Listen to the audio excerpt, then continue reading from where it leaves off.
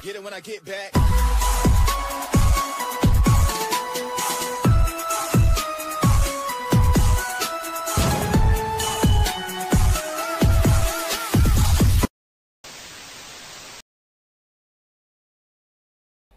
Bismillahirrahmanirrahim.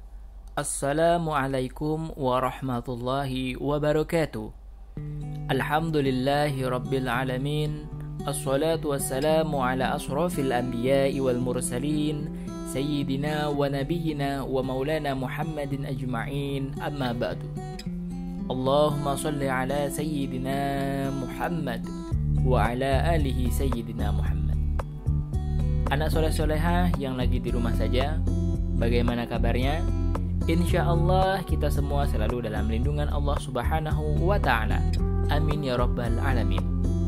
Anak soleh-soleha, pada kesempatan kali ini kita akan membahas pendidikan agama Islam dan budi pekerti kelas 4 pelajaran 5 yang bertemakan Aku Cinta Nabi dan Rasul. Nah, anak soleh-soleha, sebelum kita memulai pelajaran, marilah sama-sama kita membaca doa terlebih dahulu. Bismillahirrahmanirrahim.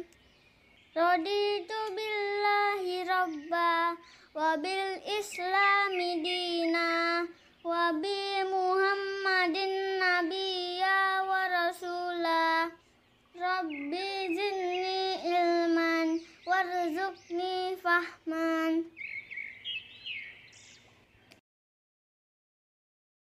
Anak soleh-soleha, setiap umat Islam pasti mencintai Nabi dan Rasul Allah Subhanahu wa Ta'ala.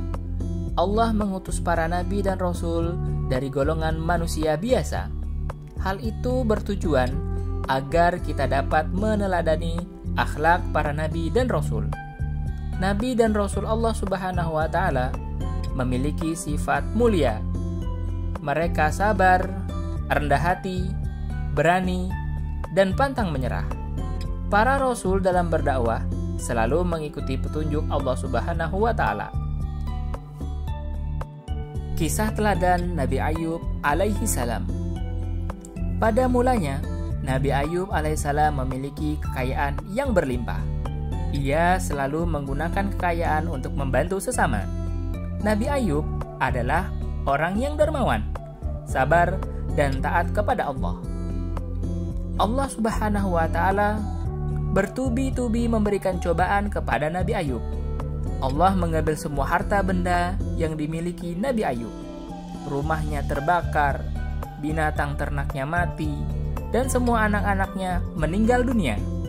Sejak saat itu, Nabi Ayub alaihissalam menjadi orang yang miskin. Pada keadaan tersebut, Nabi Ayub alaihissalam selalu sabar. Ia tetap tekun beribadah kepada Allah. Keimanannya tidak goyang sedikit pun. Penyakit kulit membuat tubuhnya menjadi lemah dan tidak berdaya. Setiap orang yang melihat Nabi Ayub pasti akan merasa jijik. Orang kampung mengusirnya karena mereka khawatir akan tertular penyakit kulit Nabi Ayub alaihissalam. Meski dalam keadaan sakit, Nabi Ayub tetap tekun beribadah kepada Allah. Nabi Ayub alaihissalam pergi dengan ditemani istrinya yang bernama Rahmah. Berbagai cobaan menimpa Nabi Ayub. Akhirnya Rahmah terbujuk rayuan setan dan meninggalkan Nabi Ayub.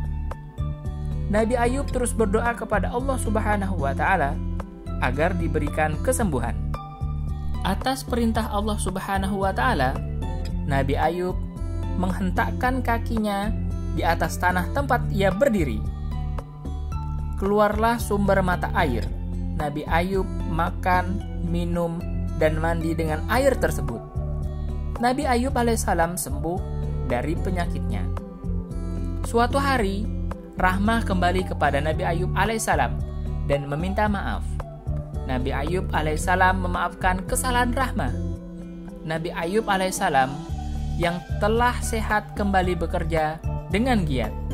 Ia pun memperoleh kekayaan kembali seperti sedia kala.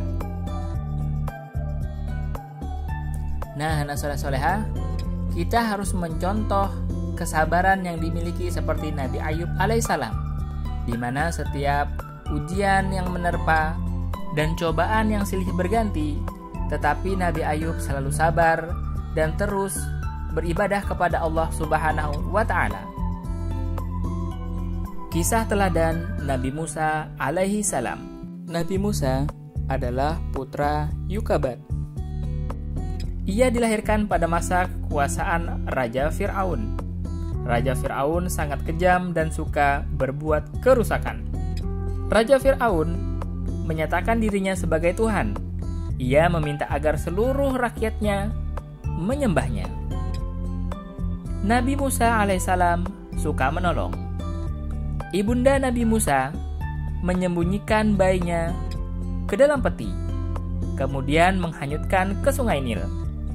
Peti itu hanyut sampai istana Fir'aun. Bayi Nabi Musa alaihissalam ditemukan oleh istri Fir'aun yang bernama Asiyah. Fir'aun dan istrinya mencarikan wanita yang dapat menyusui bayi Nabi Musa alaihissalam. Yukabat ikut menawarkan diri untuk menyusui Nabi Musa. Nabi Musa tidak mau disusui oleh siapapun kecuali Yukabat, yaitu ibunya sendiri. Mulai saat itu, Yukabat menyusui dan mengasuh Nabi Musa putranya sendiri.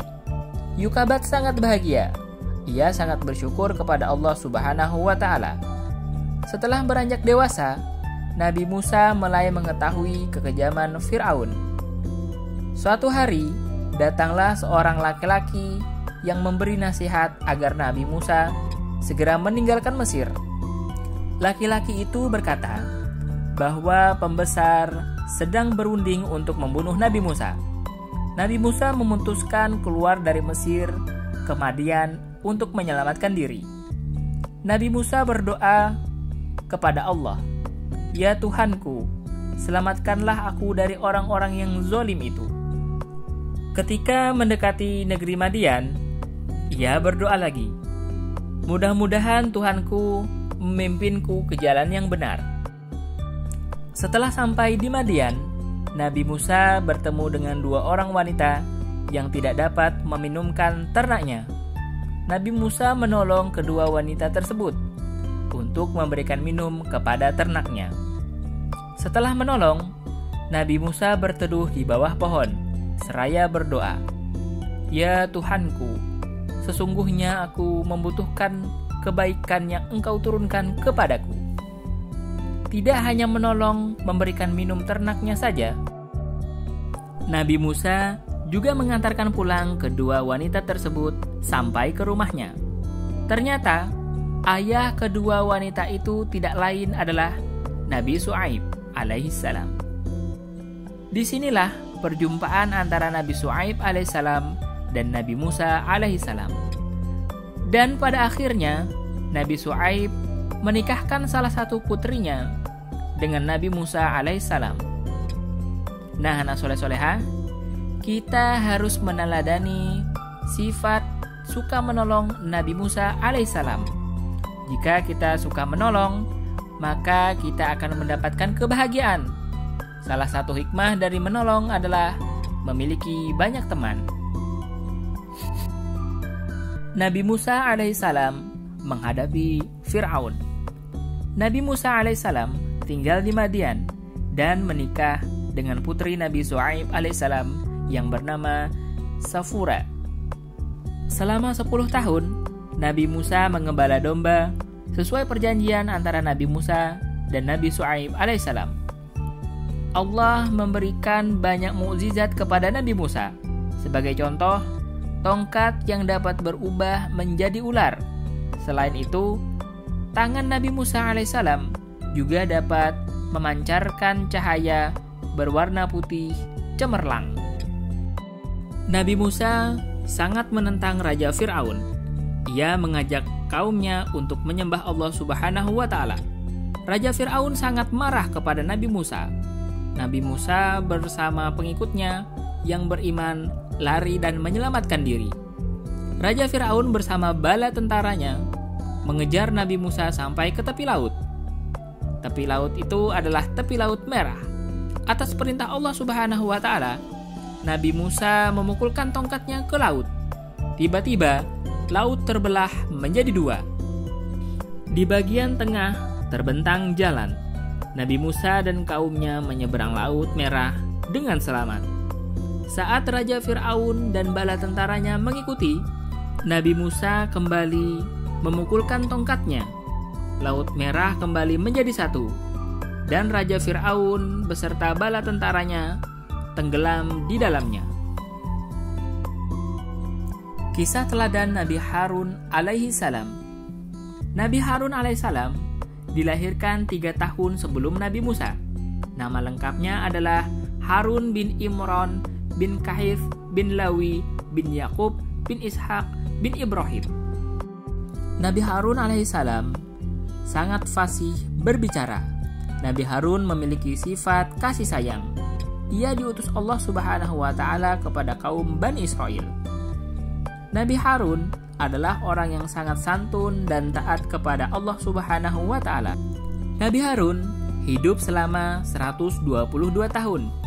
Nabi Harun diutus untuk membantu Nabi Musa berdakwah. Nabi Musa pernah pergi ke Bukit Sinai untuk menerima wahyu. Segala urusan telah diserahkan kepada Nabi Harun. Ternyata kaum Bani Israel menentang dakwah Nabi Harun. Dipimpin oleh Samiri, mereka membuat patung anak sapi untuk disembah. Nabi Musa sangat marah kepada Nabi Harun setelah melihat perilaku kaumnya. Namun Nabi Harun tetap lapang dada menghadapi kemarahan Nabi Musa. Akhirnya, Nabi Musa meminta maaf kepada Nabi Harun alaihissalam. Keduanya terus melanjutkan dakwahnya. Kisah teladan Nabi Zulkifli alaihi salam. Nama aslinya adalah Bashar. Saat itu, Raja Ilyasa mengumpulkan rakyatnya. Ia bertanya kepada rakyatnya, siapa yang sanggup berlaku sabar jika siang berpuasa dan jika malam beribadah, maka ia akan diangkat menjadi raja. Hanya Bashar satu-satunya anak muda yang sanggup melaksanakan tantangan raja. Sejak saat itu, dia dipanggil Zulkifli, yang artinya sanggup. Nabi Zulkifli alaihissalam diangkat menjadi raja. Ia selalu memutuskan masalah dengan adil. Ia beribadah di malam hari dan berpuasa di siang hari. Nabi Zulkifli alaihissalam melaksanakan sholat 100 kali dalam sehari. Nabi Zulkifli alaihissalam memiliki sifat rendah hati. Ia sangat menghormati tamunya. Iblis mencoba untuk menggodanya. Iblis berpura-pura menjadi tamu di malam hari. Sudah menjadi sifat iblis yang tidak suka jika ada orang yang sangat taat kepada Allah. Setelah dipersilahkan masuk, tamu itu tidak menjawab sama sekali. Seusai zikir, Nabi Zulkifli alaihissalam mendatangi pintu dan membukanya. Ia sangat heran, sebab tidak dijumpai seorang pun. Begitu pintu ditutup kembali, maka terdengar ketukan pintu lagi. Tidak lama kemudian, tamu yang ditunggu-tunggu datang ke rumah Nabi Zulkifli alaihissalam. Tamu tersebut menceritakan suatu masalah dan meminta Nabi Zulkifli untuk menyelesaikan masalah tersebut. Karena sudah larut malam, tamu itu menginap di rumah Nabi Zulkifli. Namun Nabi Zulkifli terkejut ketika pagi-pagi sudah tidak melihat tamunya.